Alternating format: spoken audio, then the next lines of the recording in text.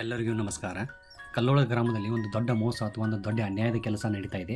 ಅದು ಎಲ್ಲರೂ ತಿಳ್ಕೊಳ್ಬೇಕಾಗಿದೆ. ಅದೊಂದು ದೊಡ್ಡ ಅಪಾಯ ಉಂಟು ಮಾಡುವಂಥ ಪರಿಸ್ಥಿತಿ ಕೂಡ ಇದೆ. ಅದು ಏನಂದರೆ 232 ಮನೆಗಳನ್ನು ತಪ್ಪು ವಾರ್ಡ್ಗಳಲ್ಲಿ ಅಥವಾ ಒಂದಕ್ಕಿಂತ 2, 3, 4 ವಾರ್ಡ್ಗಳಲ್ಲಿ ವೋಟರ್ಸ್ನ ಡಿವೈಡ್ ಮಾಡಿದ್ದಾರೆ. ಇದೊಂದು ಪಕ್ಕಾ ಪ್ಲ್ಯಾನ್ಡ್ ಮೋಸ ಅಥವಾ ಅನ್ಯಾಯ ಅಂತ ಹೇಳಿ, ಇದು ಒಂದು ಸಣ್ಣ ತಪ್ಪು ಅಂತ ಹೇಳಕ್ಕೆ ಬರೋಂಗಿಲ್ಲ. 1, 2 ಅಥವಾ ಒಂದು 20 ಮನೆಗಾಗಿರೋ ನಡೀತಿತ್ತು. ಆದರೆ ಟೋಟಲ್ 232 ಮನೆಗಳಾಗಿದ್ದಾವೆ ಅಂದರೆ ಇದು ಒಂದು ಪಕ್ಕಾ ಪ್ಲ್ಯಾನ್ಡ್.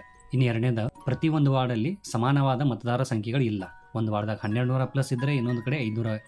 ಈ ಮೋಸ ಅನ್ಯಾಯ ಹಿಂದೆ ಇರುವವರು ಭಾಳಷ್ಟು ಜನ ಇದ್ದಾರೆ. ತಾಲೂಕು ತಹಶೀಲ್ದಾರ್ ಆಫೀಸ್ದವರು, ಕಲ್ಲೂರು ತಲಾಟಿ, ಗ್ರಾಮ ಕಚೇರಿಯವರು, ಅಸಿಸ್ಟೆಂಟ್ ಕಮಿಷನರ್ ಚಿಕ್ಕೋಡಿಯವರು, ಸ್ಥಳೀಯ ನಾಯಕರು.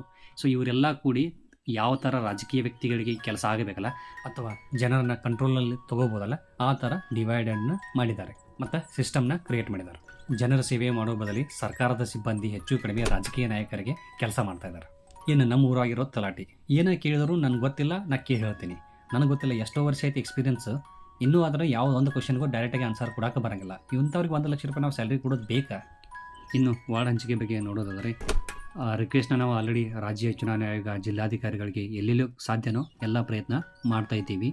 ಒಂದು ವೇಳೆ ಈ ಪ್ರಯತ್ನದಲ್ಲಿ ಯಾರೂ ಸಪೋರ್ಟ್ ಕೊಡದೇ ಇದ್ದರೆ ಹೈಕೋರ್ಟಿಂದ ಸ್ಟೇ ಎಲೆಕ್ಷನ್ಗೆ ತಂದು ತಪ್ಪಿತಸ್ಥ ಅಧಿಕಾರಿಗಳಿಗೆ ಸಸ್ಪೆನ್ಷನ್ ಮಾಡಿ ಅಂತ ಹೇಳಿ ಒತ್ತಾಯ ಮಾಡೋಕ್ಕೆ ನಾವು ಪ್ರಯತ್ನ ಮಾಡಬೇಕಂತ ಇದ್ದೀವಿ. ಒಂದು ಒಳ್ಳೆಯ ಸುದ್ದಿ ಏನಂದರೆ ಇವಾಗ ಹೊಸದಾಗಿ 5 BLOಗಳನ್ನ ಅಪಾಯಿಂಟ್ ಮಾಡಿದ್ದಾರೆ. ಪ್ರತಿಯೊಂದು ವಾರ್ಡ್ಗೆ ಒಬ್ಬ BLOಗಳನ್ನ ಅಪಾಯಿಂಟ್ ಮಾಡಿದ್ದಾರೆ. ಸೊ ನೀವು ಯಾವ ವಾರ್ಡಿಂದ ಇನ್ನೊಂದು ವಾರ್ಡಿಗೆ ಹೋಗಬೇಕಾದ್ರೆ ನಿಮ್ಮ ವಾರ್ಡಿನ BLOಗೆ ಹತ್ರ ಹೋಗಿ ರಿಕ್ವೆಸ್ಟ್ ಮಾಡಿದರೆ ನಿಮ್ಮ ಬೇರೆ ವಾರ್ಡ್ಗೆ ಅವರು ಶಿಫ್ಟ್ ಮಾಡ್ತಾರೆ. ಈ ನಮ್ಮ ಸುತ್ತಮುತ್ತಲಿರುವ ಅಧಿಕಾರಿಗಳು ಅಥವಾ ರಾಜಕೀಯ ವ್ಯಕ್ತಿಗಳು ಮಹಾಭಾರತದಲ್ಲಿ ಬರುವಂಥ ಶಕುನಿ ಥರ ಯಾಕೆ ವಿಚಾರ ಮಾಡ್ತಾರಂತ ಅಂದರೆ, ಇಲ್ಲಿ ರೈತರನ್ನ ಅಥವಾ ಹಳ್ಳಿ ಜನರ ಗುಲಾಮರಂತೆ ಇಟ್ಕೊಂಡ್ರೆ ಅವ್ರಿಗೆ ಜಾಸ್ತಿ ಲಾಭ ಆಗಿರುತ್ತೆ. ಇವರಿಗೆ ನಿಮಗೆ ತಿಳುವಳಿಕೆ ಬರಬಾರ್ದು ಅಥವಾ ನಿಮಗೆ ಜಾಸ್ತಿ ದುಡ್ಡು ಇರಬಾರ್ದು, ಆರ್ಥಿಕವಾಗಿ ನೀವು ದುರ್ಬಲರಾಗಿರ್ಬೇಕು ಅನ್ನೋದೇ ಅವ್ರ ಉದ್ದೇಶ ಇರುತ್ತೆ. ರೈತರು ಒಂದು ಎಕರೆಗೆ 5 ಲಕ್ಷ ರೂಪಾಯಿ ಲಾಭ ಆಗೋ ಥರ ಕೆಲಸ ಮಾಡ್ತಾರೆ. ಎಕ್ಸಾಂಪಲ್ ಇಲ್ಲಿದೆ ನೋಡಿ. ಏನು ಕಬ್ಬಿನಿಂದ ಇವತ್ತು 6 ಮಿಲಿಯನ್ ಟನ್ ಕಬ್ಬು ಹರಿಯುವಂತದ್ದು, ಇದರಿಂದ ರಾಜ್ಯ ಸರ್ಕಾರಕ್ಕೆ ಎಷ್ಟು ಲಾಭ?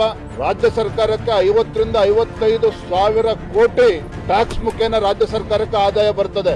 ಮೊಲಾಸಸ್ ಇರ್ಬೋದು, ಎಥನಾಲ್ ಇರ್ಬೋದು, ಬೊಗ್ಯಾಸ್ ಇರ್ಬೋದು, 55 ಸಾವಿರ ಕೋಟಿ ರಾಜ್ಯ ಸರ್ಕಾರಕ್ಕೆ ಅದರಿಂದ ಆದಾಯ ಬರ್ತಾ ಇರ್ಬೇಕು. ಇತ್ತೀಚೆಗೆ ಬಿಜೆಪಿ ಮುಖಂಡರು ಹೇಳ್ತಾರೆ 55 ಸಾವಿರ ಕೋಟಿ ಕಬ್ಬು ಬೆಳೆಯಿಂದ ಲಾಭ ಆಗುತ್ತಂತಂದ್ರೆ, ಒಟ್ಟು ಕರ್ನಾಟಕದಲ್ಲಿ 12 ಲಕ್ಷ ಎಕರೆ ಕಬ್ಬು ಬೆಳೀತಾರೆ. 12 ಲಕ್ಷ ಅಂದರೆ 0.12 ಕೋಟಿ. 55 ಸಾವಿರ ಕೋಟಿ ಡಿವೈಡ್ ಬೈ 0.12 ಕೋಟಿ ಮಾಡಿದರೆ ಸುಮಾರು 5 ಲಕ್ಷಗಳು ಪ್ರತಿ ಎಕರೆಗೆ ಲಾಭ ಮಾಡಿಕೊಡ್ತಾರೆ ರೈತರು, ಕರ್ನಾಟಕ ಸರ್ಕಾರಕ್ಕೆ ಮಾತ್ರ, ಕೇಂದ್ರ ಸರ್ಕಾರವನ್ನು ಹೊರತುಪಡಿಸಿ. ನಿಮ್ಮ ಒಂದೊಂದು ಮತ ನಿಮ್ಮ ಎಷ್ಟು ದೊಡ್ಡ ಮೋಸಕ್ಕೆ ಕಾರಣ ಆಗಿದೆ ನೋಡಿ. ನಿಮ್ಮ ಶತ್ರುಗಳು ಬೇರೆ ಎಲ್ಲೂ ಇಲ್ಲ. ಸೊ ನಿಮ್ಮ ಜೊತೆನೇ ಇಲ್ಲೇ ಸುತ್ತಮುತ್ತಲೇ ಇರುತ್ತಾರೆ. ಭಾರತ ದೇಶಕ್ಕೆ ಸ್ವಾತಂತ್ರ್ಯ ಬಂದಿದೆ, ಆದರೆ ರೈತರಿಗೆ, ಹಳ್ಳಿಯವರಿಗೆ ಇನ್ನೂವರೆಗೆ ಸ್ವಾತಂತ್ರ್ಯ ಬಂದಿಲ್ಲ ಅಂತ ಹೇಳಿದ್ರು ತಪ್ಪಾಗಲ್ಲ. ಅದಕ್ಕಾಗಿ ಎದ್ದೇಳ್ರಿ. ಸೊ ಇನ್ನಾದರೂ ನೀವು ಜಾಗೃತರಾಗಿ ನಿಮಗೆ ಬೇಕಾಗಿರೋ ನಿಮ್ಮ ಹಕ್ಕುಗಳು ಏನಿದಾವೆ ಅಂತ ತಿಳ್ಕೊಳ್ರಿ. ಮತ್ತು ನೀವು ಕೊಡ್ತಾ ಇರೋ 5 ಲಕ್ಷದ ಲೆಕ್ಕ ಕೇಳಕ್ಕೆ ಸ್ಟಾರ್ಟ್ ಮಾಡಿರಿ. 5 ಲಕ್ಷ ನಿಮ್ಮ ಕೈಲಿ ಯಾಕೆ ತರೋಕ್ಕಾಗ್ತಾ ಇಲ್ಲ ಅಂತ ಹೇಳಿ ನಿಮ್ಮ ನಾಯಕರಿಗೆ, ಅಧಿಕಾರಿಗಳಿಗೆ ಕೇಳ್ರಿ. ನಮಸ್ಕಾರ.